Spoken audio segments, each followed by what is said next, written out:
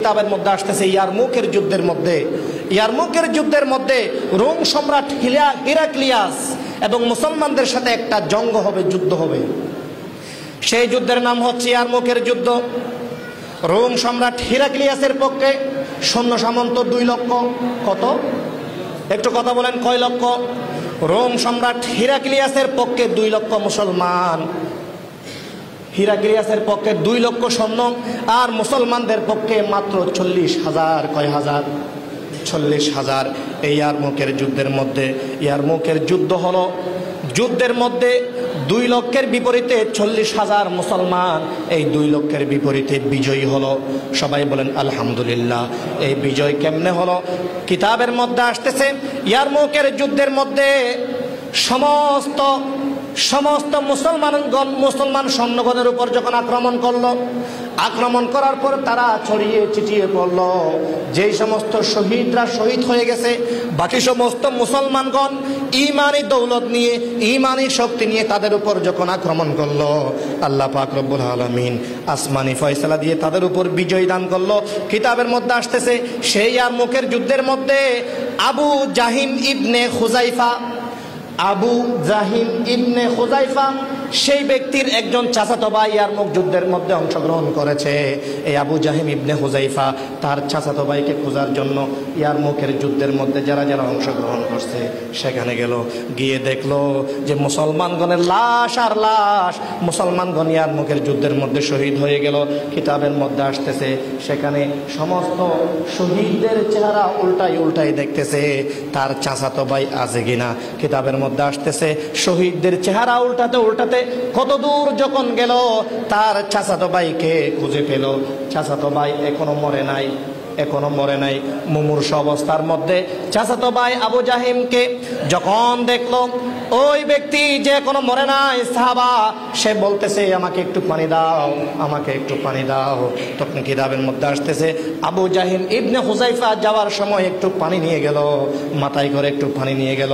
কিতাবের মধ্যে আসতেছে আবু জাহিম ইবনে খুজাইফা যখন চাচাতো ভাইকে পানি দিচ্ছে, এই মুহূর্তে আবু জাহিম ইবনে খুজাইফার পাশে আরেকজন ব্যক্তি পানির জন্য কাতরাচ্ছে। তখন কিতাবের মধ্যে আসতেছে ওনার চাচাতো ভাইকে যখন পানি দিল, উনি বলতেছে না, আমি এই পানি খেতে পারবো না, আমার চেয়ে আমার ওই মুসলমান ভাই বেশি পানির তৃষ্ণার্ত হয়ে গেছে, তাকে দাও। তখন আবু জাহিম তার কাছে গেল। তার কাছে যখন গেল, তার পাশে আরেকজন মুসলমান ভাই তার চেয়ে বেশি পানির তৃষ্ণায় কাতরাচ্ছে। উনি বলতেছে, দ্বিতীয় নম্বর ব্যক্তি বলতেছে না, আমি এই পানি পান করতে পারবো না, আমার আরেকজন মুসলমান ভাই পানির মধ্যে সবচেয়ে বেশি কাতরাচ্ছে, তাকে দাও।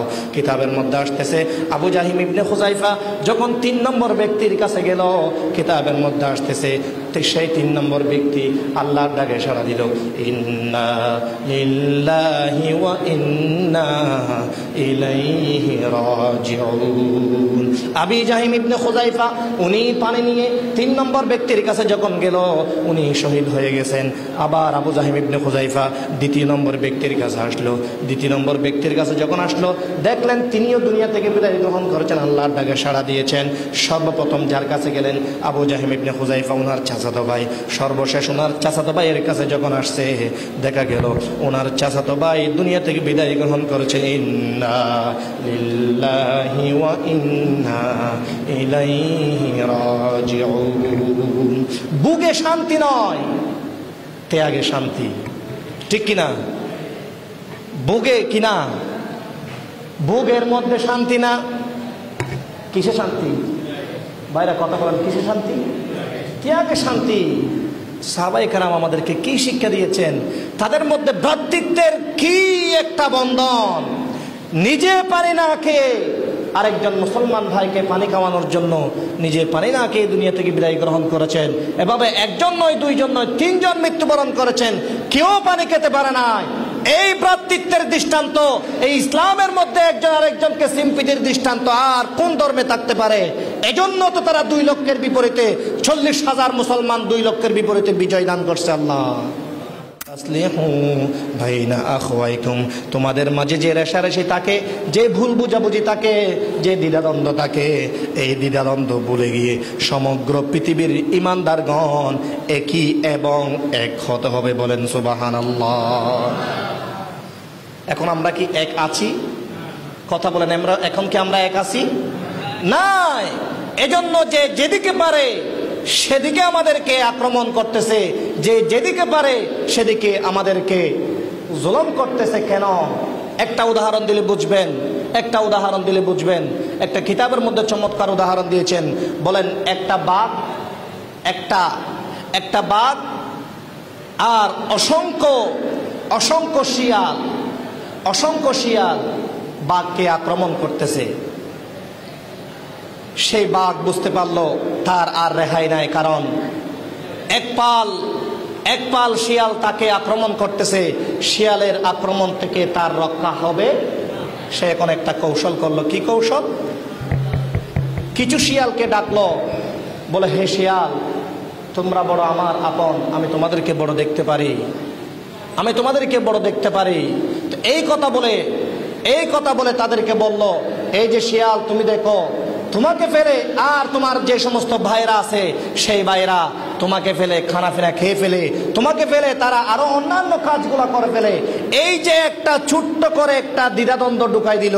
তখন কিতাবের মধ্যে আসতেছে, যেই সমস্ত শিয়ালদেরকে বাঘ প্রথমে ডাকছে তারা আলাদা হয়ে গেছে। তারা কি হয়ে গেছে? আলাদা হয়ে গেছে। আলাদা হওয়ার পর আর কিছুদিন পর বাকি যেই বাঘগুলো আছে তাদেরকেও একই কৌশল দিয়ে একই কথা বলে সেখান থেকে আলাদা করে ফেললো।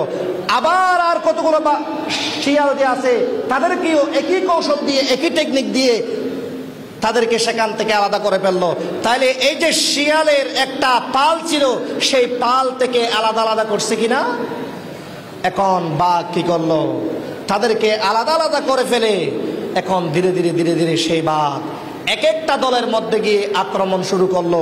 শেষ পর্যন্ত দেখা গেল সমস্ত শিয়ালের দলকে শেষ করে ফেললো কে? আজকে মুসলিম বিশ্বের মধ্যে যারা নেতৃত্ব দিচ্ছে তারা তো পশ্চিমাদের পা চাটা গোলাম, ঠিক কিনা? এক একজনকে এক একটা লোক দিয়ে বসায় রেখেছে, এক একজনকে এক একটা লোক দিয়ে বসায় রেখেছে। আর যে সমস্ত মুসলিম বিশ্বের শাসকরা তারা আজকে চুপ রয়েছে, ফিলিস্তিনের মতো মুসলিমকে পশুর মতো করে মারতেছে। এই ফিলিস্তিনের যে অবস্থা হচ্ছে, যে সমস্ত মুসলিম শাসকরা আজকে তাদের কান কথা শুনে বসে আছে, এক সময় তাদেরও একই অবস্থা হবে, ঠিক কিনা? আল্লাহ পাক রব্বুল আলামিন বলেন, মুমিনরা, সমস্ত মুমিনরা ভাই ভাই। এই ভাইয়ের মধ্যে যখন কুন্দল সৃষ্টি করে দিয়েছে, তখন ভাইয়ের মধ্যে ডিভাইড হয়ে গেছে, ভাগাভাগি হয়ে গেছে। এজন্য মুসলমান আজকে এত নির্যাতিত হচ্ছে, মুসলমান আজকে এত জুলুমের শিকার হচ্ছে, মুসলমান আজকে এত অন্যায়ের শিকার হচ্ছে। কেন? কিতাবের মধ্যে আসতেছে, আজকে মুসলমানগণ, সমস্ত মুসলমানগণ এক না থাকার কারণে যে যেদিকে চায়, যে যেদিকে পারে সেদিকে মুসলমানদের উপর আক্রমণ করতেছে। আমার আল্লাহ বলেন, বর্তমান বিশ্বের মধ্যে যে সমস্ত মুসলমানগণ আছে, সমস্ত মুসলমানগণ যদি এক হতো তাহলে কখনো মুসলমানকে আক্রমণ করার সুযোগ থাকতো না। পেয়ারা মুসলিম একরাম, আমার নবী হাদিসে পাকের মধ্যে বলছেন যে আপনি বাংলাদেশের মধ্যে আছেন, বাংলাদেশের সমস্ত মুমিনগণ হচ্ছে আমার ডান হাত, আর সৌদি আরবের সমস্ত ইমানদারগণ হচ্ছে আমার বাম হাত, ফিলিস্তিনের সমস্ত মুসলমানগণ হচ্ছে আমার মাথা, আমেরিকার মধ্যে যে সমস্ত মুসলমানগণ আছে সমস্ত মুসলমানগণ হচ্ছে আমার শরীরের আরেকটা অংশ। তো পেয়ারা মুসলিম একরাম, এভাবে যদি সমগ্র পৃথিবীর মুমিন মুসলমানকে যদি আপনার বডির একটা পার্টস মনে করেন, একটা অংশ মনে করেন, তাহলে আপনার এই বডির মধ্যে সামান্য নুকি যদি আপনার একটু আঘাত পান, তখন সেই আঘাতের প্রভাব সমস্ত শরীরে পড়ে কিনা? ঠিক পেয়ারা মুসলিম একরাম, আমাদের হওয়া উচিত ছিল পৃথিবীর যেই প্রান্তে থাকুক না কেন, আমার মোমেন মুসলমানের উপর যখন আক্রমণ হয়, সেই আক্রমণ আমাদের হওয়া উচিত, এটা আমাদের মনে করা দরকার আছে না নাই? কিন্তু এখন মোমেন মুসলমানগণ, বিভিন্ন প্রান্তের মুসলিম শাসকরা তারা পশ্চিমা বিশ্বের গোলামি করে মুসলমানদেরকে আজকে এত মাইর খাওয়াচ্ছে। তার মানে বোঝা যাচ্ছে আমাদের ভ্রাতৃত্বের বড় অভাব, ভ্রাতৃত্বের বড় অভাব। দেখেন সাহাবায়ে কেরামদের যুগের মধ্যে ভ্রাতৃত্বের কি একটা চমৎকার দৃষ্টান্ত আছে কিতাবের মধ্যে আসতেছে। ইয়ারমুকের যুদ্ধের মধ্যে রোম সম্রাট হিরাক্লিয়াস এবং মুসলমানদের সাথে একটা জঙ্গ হবে, যুদ্ধ হবে। সেই যুদ্ধের নাম হচ্ছে ইয়ারমুকের যুদ্ধ। রোম সম্রাট হিরাক্লিয়াসের পক্ষে সৈন্য সামন্ত 2 লক্ষ। কত? একটু কথা বলেন, কয় লক্ষ? রোম সম্রাট হিরাক্লিয়াসের পক্ষে 2 লক্ষ মুসলমান। হিরাক্লিয়াসের পক্ষে 2 লক্ষ সৈন্য, আর মুসলমানদের পক্ষে মাত্র 40,000। কয় হাজার? 40,000। এই ইয়ারমুকের যুদ্ধের যুদ্ধ হলো। যুদ্ধের মধ্যে 2 লক্ষের বিপরীতে 40,000 মুসলমান এই 2 লক্ষের বিপরীতে বিজয়ী হলো। সবাই বলেন আলহামদুলিল্লাহ। এই বিজয় কেমনে হলো? কিতাবের মধ্যে আসতেছে ইয়ারমুকের যুদ্ধের মধ্যে সমস্ত মুসলমান সৈন্যগণের উপর যখন আক্রমণ করার পর তারা ছড়িয়ে ছিটিয়ে পড়ল। যেই সমস্ত শহীদরা শহীদ হয়ে গেছে, বাকি সমস্ত মুসলমানগণ ঈমানি দৌলত নিয়ে, ঈমানি শক্তি নিয়ে তাদের উপর যখন আক্রমণ করলো, আল্লাহ পাক রব্বুল আলামিন আসমানি ফয়সালা দিয়ে তাদের উপর বিজয় দান করলো। কিতাবের মধ্যে আসতেছে সেই ইয়ারমুকের যুদ্ধের মধ্যে আবু জাহিম ইবনে খুজাইফা সেই ব্যক্তির একজন চাচাতো ভাই ইয়ারমুক যুদ্ধের মধ্যে অংশগ্রহণ করেছে। এই আবু জাহিম ইবনে খুজাইফা তার চাচাতো ভাইকে খোঁজার জন্য ইয়ারমুকের যুদ্ধের মধ্যে যারা অংশগ্রহণ করছে সেখানে গেল। গিয়ে দেখলো যে মুসলমানগণের লাশ আর লাশ, মুসলমানগণ ইয়ারমুকের যুদ্ধের মধ্যে শহীদ হয়ে গেল। কিতাবের মধ্যে আসতেছে সেখানে সমস্ত শহীদদের চেহারা উল্টাই দেখতেছে তার চাচাতো ভাই আছে কিনা। কিতাবের মধ্যে আসতেছে শহীদদের চেহারা উল্টাতে কত দূর যখন গেল, তার চাচাতো ভাইকে খুঁজে পেল। চাচাতো ভাই এখনো মরে নাই, মুমূর্ষ অবস্থার মধ্যে চাচাতো ভাই আবু জাহিমকে যখন দেখলো, ওই ব্যক্তি যে এখনো মরে নাই সাহাবা, সে বলতেছে আমাকে একটু পানি দাও। তখন কিতাবের মধ্যে আসতেছে আবু জাহিম ইবনে হুযাইফা যাওয়ার সময় একটু পানি নিয়ে গেল, মাথায় করে একটু পানি নিয়ে গেল। কিতাবের মধ্যে আসতেছে আবু জাহিম ইবনে হুযাইফা যখন চাচাতো ভাইকে পানি দিচ্ছে, এই মুহূর্তে আবু জাহিম ইবনে হুযাইফার পাশে আরেকজন ব্যক্তি পানির জন্য কাতরাচ্ছে। তখন কিতাবের মধ্যে আসতেছে ওনার চাচাতো ভাইকে যখন পানি দিল, উনি বলতেছে না, আমি এই পানি খেতে পারবো না, আমার চেয়ে আমার ওই মুসলমান ভাই বেশি পানির তৃষ্ণার্ত হয়ে গেছে, তাকে দাও। তখন আবু জাহিম তার কাছে গেল। তার কাছে যখন গেল, তার পাশে আরেকজন মুসলমান ভাই তার চেয়ে বেশি পানির তৃষ্ণায় কাতরাচ্ছে। উনি বলতেছে, দ্বিতীয় নম্বর ব্যক্তি বলতেছে না, আমি এই পানি পান করতে পারবো না, আমার আরেকজন মুসলমান ভাই পানির মধ্যে সবচেয়ে বেশি কাতরাচ্ছে, তাকে দাও। কিতাবের মধ্যে আসতেছে আবু জাহিম ইবনে খুযাইফা যখন 3 নম্বর ব্যক্তির কাছে গেল, কিতাবের মধ্যে আসতেছে সেই 3 নম্বর ব্যক্তি আল্লাহর ডাকে সাড়া দিল, ইন্না লিল্লাহি ওয়া ইন্না ইলাইহি রাজিউন। আবু জাহিম ইবনে খুযাইফা উনি পানি নিয়ে 3 নম্বর ব্যক্তির কাছে যখন গেল, উনি শহীদ হয়ে গেছেন। আবার আবু জাহিম ইবনে খুযাইফা দ্বিতীয় নম্বর ব্যক্তির কাছে আসলো। দ্বিতীয় নম্বর ব্যক্তির কাছে যখন আসলো, দেখলেন তিনিও দুনিয়া থেকে বিদায় গ্রহণ করেছেন, আল্লাহর ডাকে সাড়া দিয়েছেন। সর্বপ্রথম যার কাছে গেলেন আবু জাহিম ইবনে খুযাইফা, ওনার চাচাতো ভাই। সর্বশেষ ওনার চাচাতো ভাইয়ের কাছে যখন আসছে, দেখা গেল ওনার চাচাতো ভাই দুনিয়া থেকে বিদায় গ্রহণ করেছেন। ইন্না লিল্লাহি ওয়া ইন্না ইলাইহি রাজিউন। বুকে শান্তি নয়, ত্যাগে শান্তি, ঠিক কিনা? বুকের মধ্যে শান্তি না, কিসে শান্তি? বাইরে কথা বলেন, কিসে শান্তি? ত্যাগে শান্তি। সাহাবায়ে কেরাম আমাদেরকে কি শিক্ষা দিয়েছেন? তাদের মধ্যে ভ্রাতৃত্বের কি একটা বন্ধন। নিজে পানি না খেয়ে আরেকজন মুসলমান ভাইকে পানি খাওয়ানোর জন্য নিজে পানি না খেয়ে দুনিয়া থেকে বিদায় গ্রহণ করেছেন। এভাবে একজন নয়, 2 জন নয়, 3 জন মৃত্যুবরণ করেছেন, কেউ পানি খেতে পারে নাই। এই ভ্রাতৃত্বের দৃষ্টান্ত এই ইসলামের মধ্যে একজন আরেকজনকে সিম্পিতির দৃষ্টান্ত আর কোন ধর্মে থাকতে পারে?